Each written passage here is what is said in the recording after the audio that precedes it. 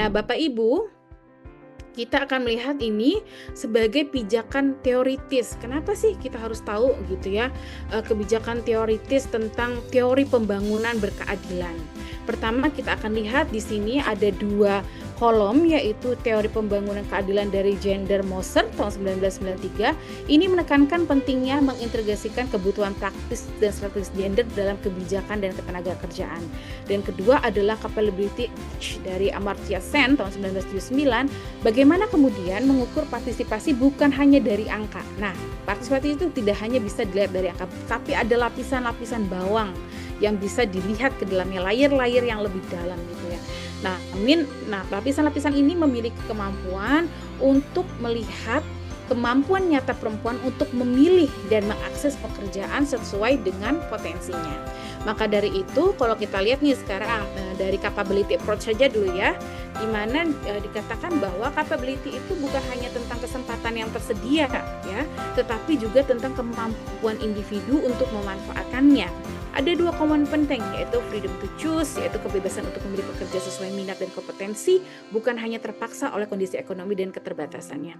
Dan kedua adalah access to opportunity. Apa sih itu? Yaitu kemampuan untuk mengakses pekerjaan secara nyata yang mencakup ketersediaan informasi, begitu ya, jaringan sosial, pendidikan, keterampilan, dan dukungan lingkungan. Nah, kenapa kemudian saya menampilkan kedua teori ini dalam presentasi ini? Karena kedua teori ini saling melengkapi untuk membantu kita melihat realitas saat ini. Kalau kita misalnya kembali data beberapa sains gitu ya, teori itu memang dibutuhkan untuk menyederhanakan persoalan, membantu kita melihat persoalan itu secara lebih mudah gitu ya. Nah, teori pembangunan berkeadilan ini justru membantu kita untuk mengidentifikasi kebutuhan praksis dan strategis yang harus dipenuhi agar perempuan dapat berpartisipasi ya secara setara di pasar kerja. Di mana capability approach ini memastikan bahwa partisipasi tersebut diukur bukan hanya dari jumlah Bapak Ibu, tapi juga dari kualitas dan kebebasan memilih. Baik, selanjutnya saya akan menunjukkan bagaimana sih peta jalan kolaborasi lintas sektor untuk mengatasi masalah yang dari tadi sudah saya coba paparkan. Berawal dari pertanyaan saya adalah mengapa IPG tinggi tapi partisipasi angkatan perempuan itu tertinggal 30 sekian persen dibanding laki-laki. Nah, Bapak Ibu, setelah kita melihat dan mencoba memahami pentingnya analisis gender gitu ya, landasan teoritis juga sudah saya jelaskan, dan arah kebijakan yang responsif, nah saatnya kita sekarang melangkah ke inti implementasi. Bagaimana sih semua gagasan ini kemudian diterjemahkan begitu ya menjadi sebuah aksi yang nyata gitu ya. Kalau orang bilang actionnya dong, actionnya seperti apa? Nah, maka slide ini memperlihatkan peta jalan kolaborasi lintas sektor. Kenapa saya menampilkan lintas sektor? Karena memang untuk peningkatan tingkat partisipasi angkatan perempuan, tingkat partisipasi angkatan kerja perempuan itu tidak hanya bisa dilakukan secara mono actor gitu ya. Dalam arti bukan hanya pemerintah, tapi seluruh stakeholder di dalam sebuah masyarakat itu, di dalam sebuah kota itu harus berkontribusi. Nah, keberhasilannya hanya dapat tercapai nih ya Bapak Ibu jika pemerintah nih, karena saya pertama kita lihat dulu nih line paling atas adalah pemerintah, yaitu pemerintah ini bukan hanya sekedar regulator ya, tapi juga mampu mengarahkan kebijakan dan fasilitator utama tentunya, di mana kebijakan publik yang inklusif juga berarti menciptakan ekosistem yang memungkinkan aktor lain seperti dunia usaha, akademisi, media, dan masyarakat untuk berkontribusi secara optimal. Antara lain dengan menyediakan TPAK data terpilah nih, harus ada jelas data terpilah tentang tingkat partisipasi angkatan kerja sebagai basis untuk mengambil keputusan berbasis bukti, evidence based policy gitu ya. Nah, sekarang kita lihat ternyata dunia usaha juga memberikan kontribusi yang besar gitu ya terhadap TPAK sebuah kota, di mana dunia usaha itu akan menjadi the key actor gitu ya, aktor kunci dalam mengubah kebijakan menjadi peluang kerja, di mana perusahaan dapat membuka lapangan kerja yang ramah gender, menghapuskan bias dalam rekrutmen dan promosi. Karena seringkali karena adanya konstruksi sosial yang tadi saya sebutkan, seringkali pekerjaan tertentu ditempatkan ini lebih kompeten laki-laki dan ini lebih kompeten Padahal laki-laki dan perempuan itu memiliki kemampuan yang setara dan sama gitu ya. Maka menyediakan fasilitas pendukung seperti fasilitas untuk perempuan pekerja itu sudah harus mutlak di semua dunia kerja untuk memboster perempuan masuk dalam tingkat partisipasi angkatan kerja. Nah, inovasi ini tidak hanya meningkatkan partisipasi perempuan ya Bapak Ibu, tapi juga terbukti menaikkan produktivitas dan loyalitas karyawan. Dan ini memang awalnya itu penelitiannya itu di Skandinavia sebagai negara yang memiliki indeks pemberdayaan gender yang sangat tinggi gitu ya di dunia, di mana mereka memiliki cuti ayah gitu ya.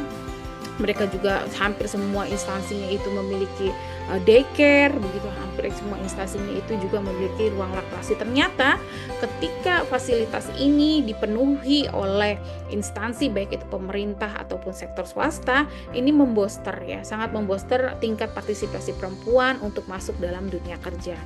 Nah, ternyata dalam siklus selanjutnya poin selanjutnya adalah akademisi gitu ya.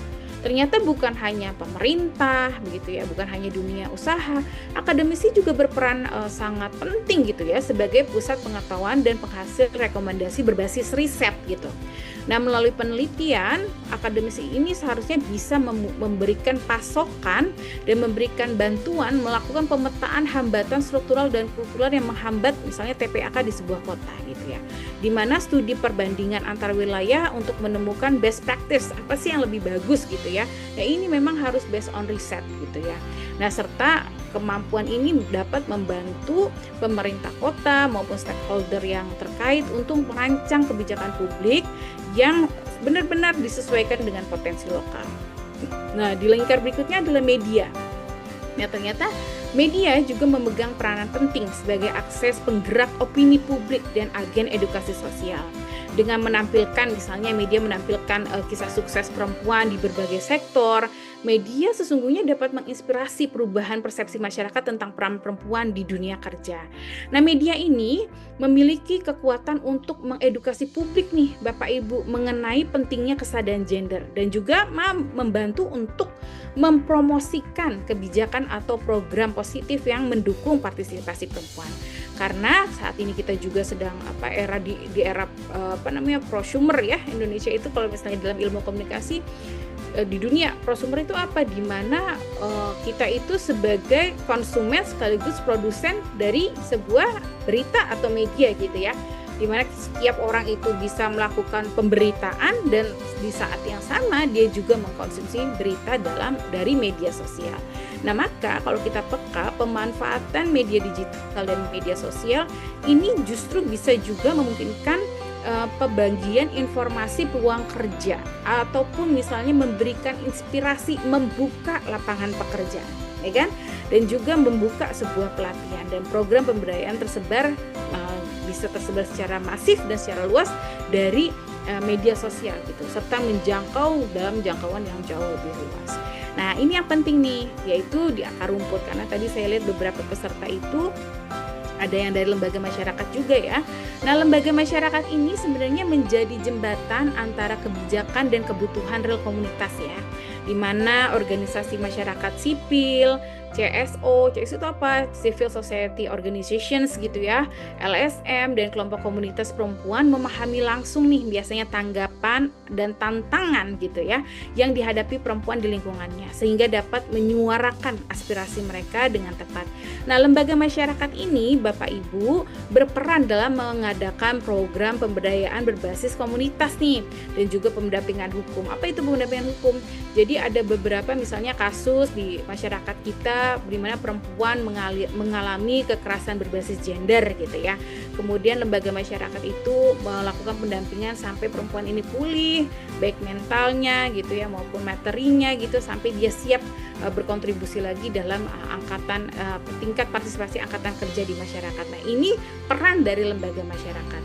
Maka Bapak Ibu, peta jalan ini digambarkan dalam bentuk siklus kolaborasi yang terus berputar. Dia akan terus berputar dan saling mengait gitu ya.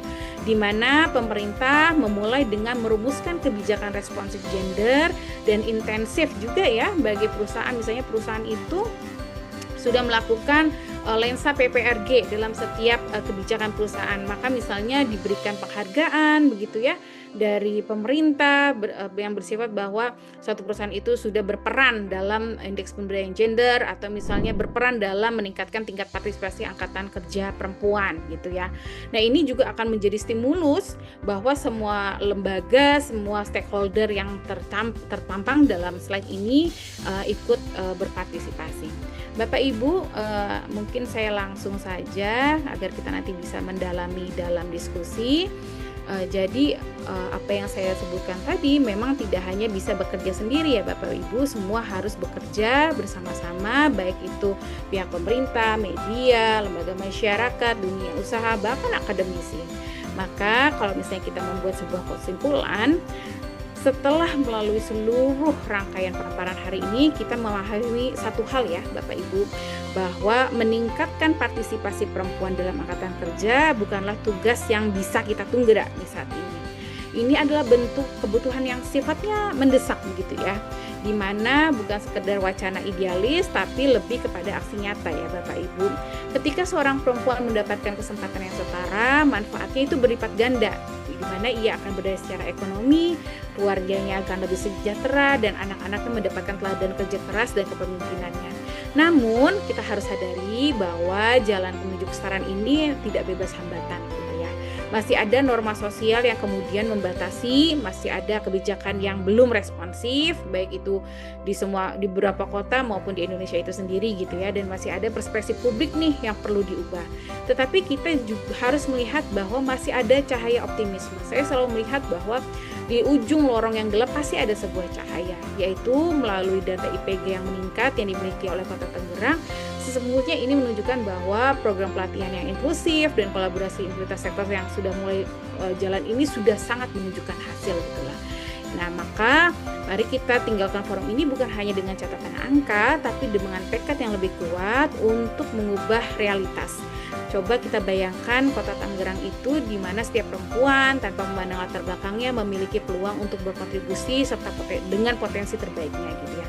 Dan pada akhirnya marilah kita berpegang Bapak Ibu bersama pesan yang menjadi inti dari seluruh diskusi ini, bahwa memberdayakan perempuan bukan hanya pilihan moral, tapi strategi cerdas untuk membangun kota yang produktif, adil, dan sejahtera.